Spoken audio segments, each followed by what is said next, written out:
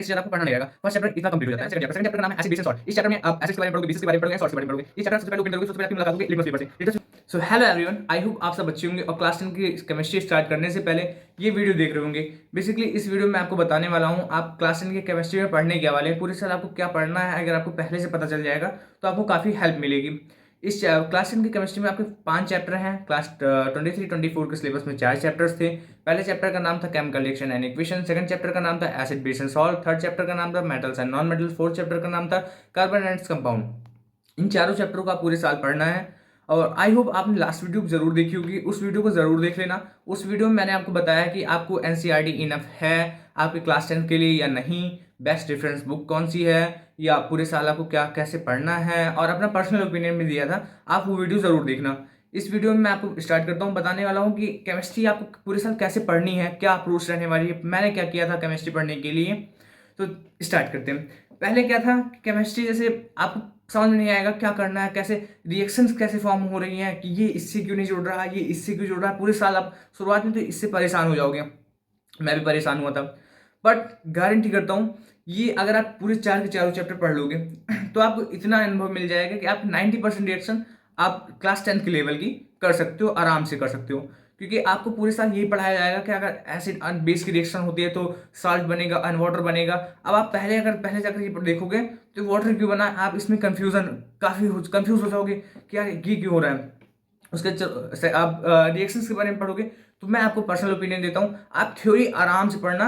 Reactions जो आपको समझ में आ रही है आप वो समझना, फालतू में माथापच्ची मत करना रिएक्शंस के पीछे। थ्योरी पढ़ना, रिएक्शन आप लास्ट में अगर पढ़ने में मतलब सितंबर अक्टूबर तक आप सिलेबस खत्म कर लेना, तब आप रिएक्शन पढ़ना। आपको 90% रिएक्शन आपको कवर हो जाएंगे, आपको पता ही नहीं चलेगा कि मैंने कैसे कर लिया। मेरे साथ भी ऐसा हुआ था। आपको 90% रिएक्शन आराम से लग जाएंगे, 10% रिएक्शन आपको याद करनी पड़ेंगी, वो भी हो जाता है। सबसे पहले बात करते हैं अपने चैप्टर फर्स्ट की। चैप्टर फर्स्ट का नाम है केमिकल रिएक्शन एंड इक्वेशंस। इस चैप्टर में आप सबसे पहले पढ़ोगे physical change and chemical change में डिफरेंस क्या होता है। उसके बाद आप पढ़ोगे कि अगर कोई रिएक्शन हो रही है तो कैसे पता चलेंगे ये केमिकल रिएक्शन है या फिजिकल रिएक्शन है। तो उसके लिए पीछे आपको कुछ बेसिस बताए जाएंगे कि अगर इसमें कलर चेंज हो रहा है, टेम्परेचर राइज या फॉल हो रहा है, और या फिर पीपीटी फॉर्म हो रहा है, तो हाँ ये डेफिनेटली ये केमिकल रिएक्शन है। इसके बाद आप टाइप्स ऑफ रिएक्शंस के बारे में पढ़ोगे, जैसे combination reaction, displacement reaction, composition reaction, double displacement reaction. इसके बारे में आप डिटेल में पढ़ोगे। उससे ज़्यादा आप पढ़ोगे रिडॉक्स रिएक्शन के बारे में। रिडॉक्स रिएक्शन ऐसी रिएक्शंस होती हैं, जैसे कोई रिएक्शन हो गई जिसमें ऑक्सीडेशन हो रहा है, रिडक्शन भी हो रहा है, तो हाँ वो रिडॉक्स रिएक्शन। मतलब एक रिएक्शन में अगर ऑक्सीडेशन एंड रिडक्शन दोनों होता है तो हाँ वो रिडॉक्स रिएक्शन है। ऑक्सीडेशन एंड रिडक्शन के बारे में आप डिटेल में चैप्टर में पढ़ोगे, आराम से समझ में आ जाएगा, कोई दिक्कत नहीं होगी। इसके बाद आप कोरोजन के बारे में पढ़ोगे कि स्लो डिस्ट्रक्शन ऑफ मेटल्स के बारे में, जो इन्वायरमेंट अनवाटर के कांटेक्ट में आने से होता है। सारी चीज़ें की आप कोरोजन के बारे में पढ़ोगे। जैसे आयरन का कोरोजन को हम कहते हैं रस्टिंग, ठीक है। इसके बाद आप रेंसिडिटी के बारे में पढ़ोगे, जैसे फूड हमारा खराब हो जाता है इन्वायरमेंट के और मॉइस्चर की मदद से, तो रेंसिडिटी के बारे में पढ़ोगे, इसे कैसे प्रिजर्व करना है, इससे इन सब चीज़ों के बारे में पढ़ोगे। ओवरऑल आपको फर्स्ट चैप्टर में इतना ही पढ़ना रहेगा, इससे ज़्यादा आपको पढ़ना नहीं रहेगा। फर्स्ट चैप्टर इतना कंप्लीट हो जाता है। सेकंड चैप्टर का नाम है एसिड बेस एंड सॉल्ट। इस चैप्टर में आप एसिड्स के बारे में पढ़ोगे, बेसिस के बारे में पढ़ोगे एंड सॉल्ट्स के बारे में पढ़ोगे। इस चैप्टर आप सबसे पहले ओपन करोगे तो सबसे पहले आपकी मुलाकात होगी लिटमस पेपर से। लिटमस पेपर एक ऐसा सब्सटेंस है जो आपको बताएगा कोई भी सब्सटेंस, जैसे आप है वो एसिड है नेचर में, या बेस है नेचर में, या न्यूट्रल है नेचर में, उसके एसिड्स के बारे में पढ़ोगे। मेजरली आप इस चैप्टर में एसिड्स के बारे में पढ़ना होगा, ये H2SO4, HCl एंड HNO3, ये 3 मेजर एसिड्स के बारे में आपको इस चैप्टर में पढ़ना होगा। उसका बेसिस में NaOH, ये आपको हर जगह मिलता रहेगा, मुख्य बेस ये इसमें है, और भी बेसिस के बारे में आपको पढ़ना पड़ेगा, पर हाँ ये मेजरली आपको पढ़ना पड़ेगा। उसके सॉल्ट्स में आप ब्लीचिंग पाउडर के बारे में पढ़ोगे, वॉशिंग सोडा के बारे में पढ़ोगे, और क्लोर अल्कलीन प्रोसेस पढ़ोगे। उसके बाद फिर पढ़ोगे ये baking soda and baking powder में डिफरेंस क्या है। इन सब चीज़ों के बारे में आप इस चैप्टर में डिटेल में पढ़ोगे, मैं आपको ओवरव्यू दे रहा हूँ। तो अब हम बात करते हैं अपने चैप्टर थर्ड की। चैप्टर थर्ड का नाम है मेटल्स एंड नॉन मेटल्स। इस चैप्टर में हम मेटल्स एंड नॉन मेटल्स के बारे में पढ़ोगे। सबसे पहले इस चैप्टर को आप जब स्टार्ट करोगे, सबसे पहले टीचर आपको कहेंगे कि बेटा रिएक्टिविटी सीरीज याद कर लो, रिएक्टिविटी सीरीज याद कर लो, रिएक्टिविटी सीरीज याद कर लो। हाँ वो आपको याद करना ही पड़ेगा। अगर आप वो रिएक्टिविटी सीरीज याद कर लेते हैं तो आपका 30 से 40% सिलेबस चैप्टर खत्म।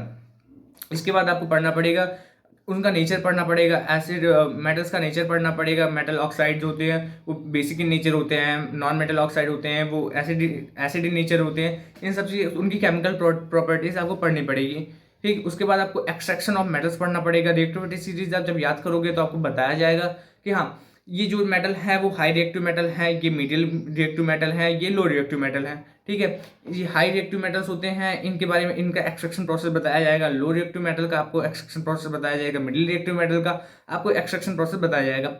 इस चैप्टर में बस इतना ही है। अगर आप इतना कर लेते हैं ये चैप्टर आपका खत्म हो जाएगा। अब हम बात करते हैं अपने चैप्टर 4 की। चैप्टर 4 का नाम है कार्बन एंड इट्स कंपाउंड। इस चैप्टर में सबसे पहले आप कार्बन के बारे में पढ़ोगे, उससे पहले एलोट्रॉप्स के बारे में पढ़ोगे, जैसे बकमिस्टर फ्लोरेंस हो गया, डायमंड हो गया, ग्राफाइट हो गया, इन सब की फिजिकल प्रॉपर्टीज के बारे में पढ़ोगे। जैसे कि जैसे फिजिकल प्रॉपर्टीज मतलब इनका मेल्टिंग पॉइंट क्या है, इसका बॉइलिंग पॉइंट क्या है, इनका रिफ्रैक्टिव इंडेक्स क्या है, इसके बारे में आप पढ़ोगे। इसके बाद आप फंक्शनल ग्रुप्स के बारे में पढ़ोगे, जैसे कि किसी भी इक्वेशन में, केमिकल इक्वेशन में OH लगा है तो उसमें लास्ट में ऑल जुड़ेगा। जैसे कि अल्कोहल होता है जिसमें OH लगा होता है तो ऑल जुड़ता है, इसके बारे में आप पढ़ोगे। फंक्शनल ग्रुप आपको 4 से 5 पढ़ाए जाएंगे। इसके बाद आपको एक टेबल याद कराई जाएगी जिससे आपकी नोमेनक्लेचर जो होती है उसकी कंपाउंड की नामकरण उसे आसानी हो जाएगी। IUPAC वो डिसाइड करती है, उसी के हिसाब से आपको नाम रखना पड़ता है। इसके बाद आगे आगे पढ़ोगे इथेनॉल एंड इथेनॉइक एसिड्स के बारे में, इनकी फिजिकल प्रॉपर्टीज, इनकी केमिकल प्रॉपर्टीज के बारे में आप डिटेल में पढ़ोगे। उसका सपोनिफिकेशन एक रिएक्शन आएगी, उसे आप पढ़ना पड़ेगा।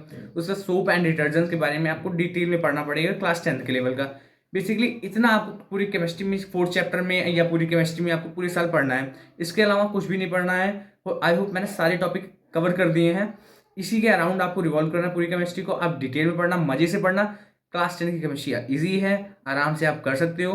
केमिकल रिएक्शन के पीछे मत भाग, मतलब केमिकल रिएक्शन कैसे हो रही है इसके पीछे मत भागना। पहले पहले आप थ्योरी पूरी पढ़ना, जो समझ में आ रही है हाँ अच्छी बात है, अगर नहीं समझ में आ रही है आराम से पहले सिलेबस खत्म करना, उसके फिर से केमिकल रिएक्शंस देखना। आपके 90% रिएक्शन जैसे कि मैंने बताया आराम से हो जाएंगे। आई होप मैंने सारे टॉपिक क्लियर कर दिए। Okay, thank you so much.